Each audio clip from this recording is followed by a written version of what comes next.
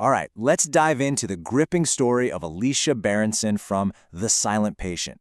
This isn't just a thriller, It's a really haunting case study of the hidden things, the deep psychological forces that can push a person right to the absolute edge. And this is the central question, isn't it? I mean, think about it. You've got a successful artist, a handsome husband, a gorgeous home. From the outside, her life looks completely perfect. And then, bam, 5 gunshots. She shatters that perfect picture and just goes silent. Totally, completely silent. And this right here, this contrast, is the heart of the whole thing. On one side, you have the public view, the shiny, perfect life everyone sees. And on the other, you have this brutal, hidden reality. The entire psychological mystery lives in that gap, right between what we think we see and what's actually true. So how on earth do you solve a riddle when the person at the center of it refuses to say a single word? Well, you have to look for other ways they might be communicating. And for an artist, for someone like Alicia, her final message wasn't spoken, it was painted. This painting, Alcestis, is basically her only testimony. Now, for those who don't know, Alcestis is a figure from Greek mythology who dies to save her husband. So by giving her painting that name, Alicia is screaming something at us, right? Her silence isn't empty. It's a statement about sacrifice, about betrayal, about a kind of pain so huge that words just can't touch it. But to really get why Alicia broke, we can't just look at the night of the crime. We have to go back. Way back. The seeds of her silence weren't planted that night.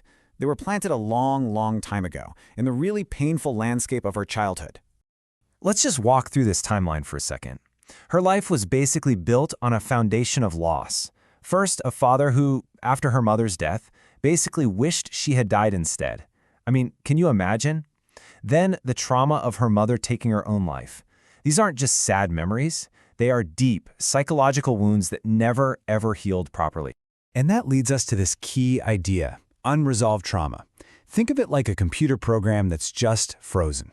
The terrible event is in the past, but the emotional response is still running, constantly, in the background. It basically rewires your brain to see threats everywhere.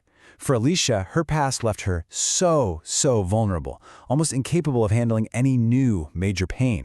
So you've got this person who's already on incredibly shaky ground. All it took was one last, absolutely devastating blow to make the whole thing collapse. And that blow was the ultimate betrayal, one that just destroyed any last shred of trust she had left in the world. And this quote, wow, it just hits the nail on the head. See, betrayal doesn't just hurt you. It messes with your reality. It changes everything you thought was true. For someone like Alicia, whose sense of safety was already paper thin, this betrayal just confirmed her deepest, darkest fear, that she was unlovable and would always be abandoned. Okay, so we've looked at Alicia's trauma, and we've looked at the betrayal that sent her over the edge. But what about the person telling us this whole story? Her therapist, Theo Faber? Well, this is where everything, and I mean everything, we think we know gets completely turned on its head. And that's the question that changes the entire game. We see Theo as this dedicated therapist, totally obsessed with helping Alicia find her voice again. But his obsession, it isn't about healing at all. It's about guilt. Okay, look at this. This table lays out the whole devastating twist. On the left, you have the story Theo has been feeding us. On the right, you have the actual truth. He wasn't some objective doctor. He was the man who had an affair with Alicia's husband, the one who broke into their home and revealed it all. His entire therapy was just a desperate, selfish attempt to cover his own tracks. So let that sink in for a minute. The therapist was the catalyst. The one person who was supposed to help her speak was actually the one who had every reason to keep her silent forever. It completely reframes the narrative, doesn't it? It's not a story about healing, it's a story about manipulation. So now that we know the whole tragic truth, it really makes you wonder, what does real healing actually look like?